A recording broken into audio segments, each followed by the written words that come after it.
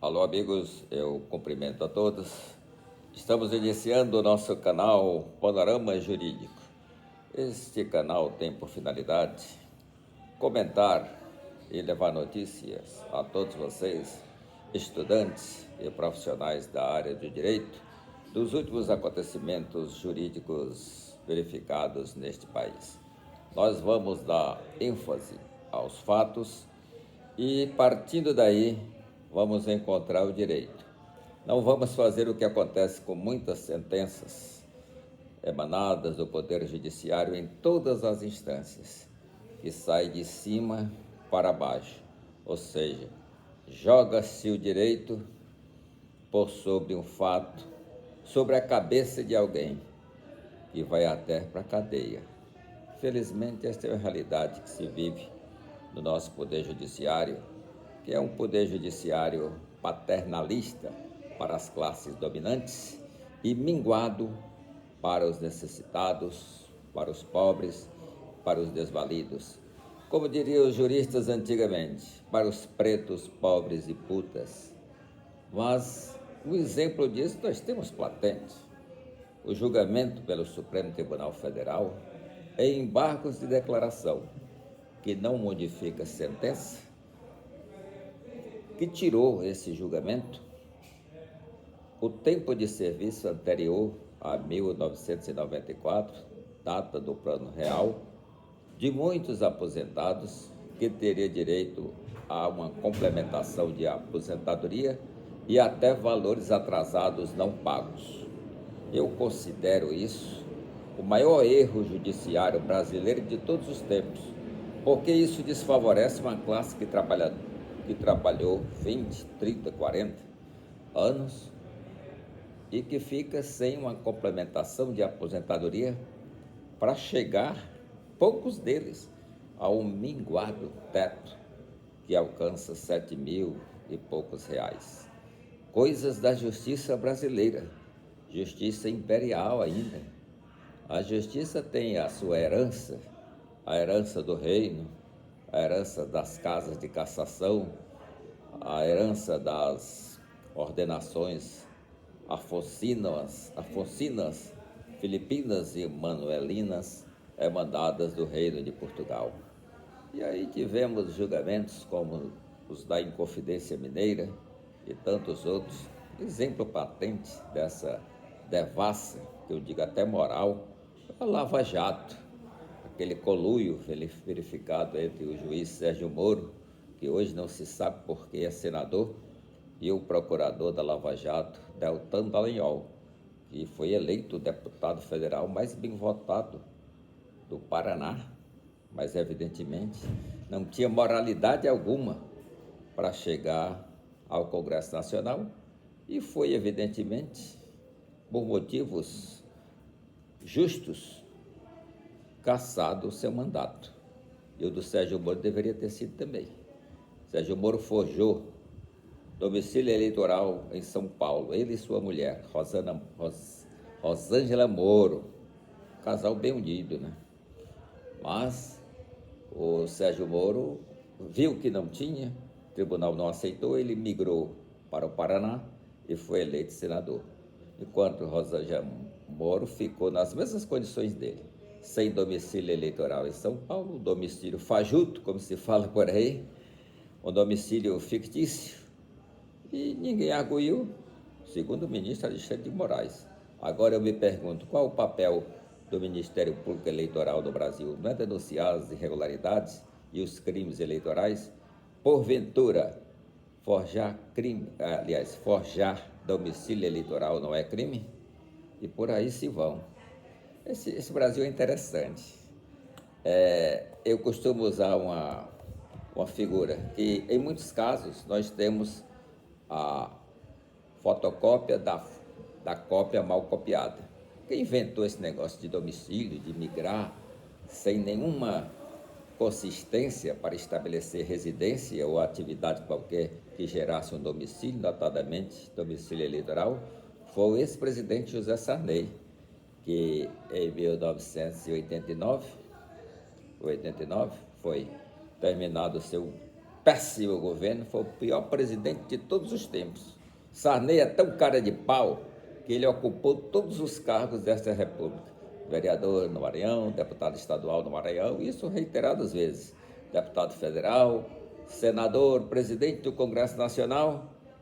E quando houve aquele problema de doença do Tancredo Neves, até hoje não tão bem explicado o deslinde da morte, ele disse: eu não estou preparado para ser presidente da República.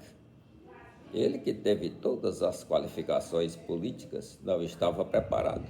Imagine outros que já foram presidente, ou que o são, ou que pretendem sê-lo. É difícil, Brasil. Então, nós estamos aqui para tratar seriamente de assuntos jurídicos. Hoje, no Congresso Nacional, se discute a competência do Supremo Tribunal Federal num ponto crucial, e é a liberdade dos ministros para modificarem a Constituição e as leis através de simples liminar. São as liminares e os pedidos de vista que demonstram hoje no Supremo Tribunal Federal um poder que foge ao sistema republicano. É um poder de reino, E nós não temos nem ditadores, nem imperadores no Brasil. Nós vamos também, a propósito, fornecer gratuitamente um curso de o seu direito diário, aquilo que você precisa saber. Por exemplo, você tem liberdade de expressão. Liberdade de expressão é eu chegar e falar aqui essas evidências que eu falei sem cometer crime. Eu não atingi a B, a ministro Supremo, a Alexandre de Moraes, a Chico Tripa, a Manuel, a Joaquim ou a João. Eu falo uma realidade que se vive no Brasil. Um país ainda, lamentavelmente, eu tenho que dizer isso, um país de castas, onde há os dominantes e os dominados. Estes sofrem as consequências da lei e da pena de um juiz. Os dominados não. Os dominados, normalmente, os pedidos de vistas, as entrelinhas da justiça, fazem os seus crimes prescrever. A realidade disso é que 3 ou 4 governadores do Rio de Janeiro já foram presos, e um governador famoso, Sérgio Cabral, o famoso Serginho. Serginho teve penas que ultrapassaram há 200 anos, esteve preso lá em Bangu, paraíso dos bandidos nacionais, e está na rua, diz que vai recomeçar a vida política. Olha, do jeito que a coisa vai, o Serginho vai se candidatar a presidente da República. Sérgio Cabral, o exemplo de político ordinário, de um político que deve ser evitado. E como nós estamos em eleições, é um perigo, no segundo turno, em algumas cidades brasileiras, determinados candidatos, fascistas, irresponsáveis e muitos deles criminosos. Porque, como eu falei, o criminoso popudo, com mandato, rico, ele sempre vai adiando o trânsito em julgado daquela decisão que o leva para a cadeia, ou pelo menos para uma condenação definitiva. Mas isso não impede a sua sanha criminosa, vigarista e irresponsável. E temos aí candidatos a capitais que têm todo este cabedal de crimes não punidos ainda e que vem da enrolação.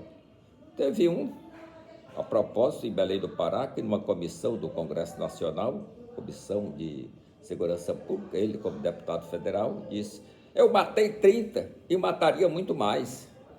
E o cidadão aí está na boa. Esses homicídios todos, será que ele é inimputável pelo cargo que ocupava de todos esses homicídios? Quem é que está com medo desse cidadão? Sou eu? Outros poderes precisam se apresentar.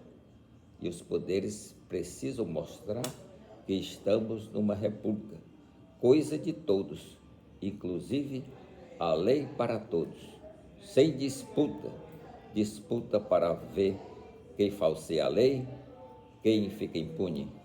Esta é a verdadeira norma que emana da Constituição da República Federativa do Brasil que nós vamos estudar neste curso de Direito que nós vamos ministrar, um curso bem acessível a todos nós, a todos vocês, porque a equidade deve predominar. Equidade, quando a Constituição diz que todos são iguais perante a lei, sem distinção de sexo, raça, cor ou o que for, é a equidade perante a lei, perante o Estado. Não pode haver castas dos Estados brasileiros, nos Estados Federados e também na República Federativa do Brasil.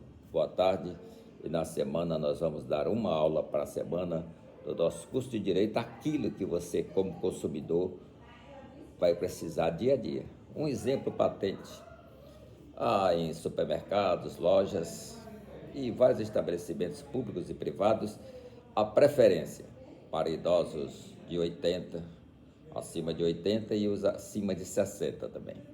Porque pelo Estatuto do Idoso, a partir dos 60 anos, a pessoa é considerada idosa e merece certas preferências no atendimento em locais públicos, repartições públicas e também instituições privadas. Isso só funciona nos aeroportos. Tem a filinha dos 80, a dos 60, aquele pessoal, eles entram na frente.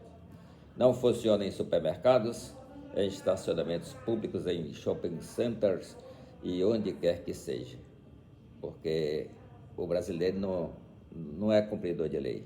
O brasileiro não tem cultura para cumprir leis. Se o tivesse, muitos não teriam programado, muitos criminosos pompudos, impunes ainda, né? Mas estão na mira, teriam chefiado aquela quebra criminosa e irresponsável dos três poderes da República em 8 de janeiro de 2003, um dos acontecimentos mais tristes que poderia acontecer numa república, num Estado democrático de direito.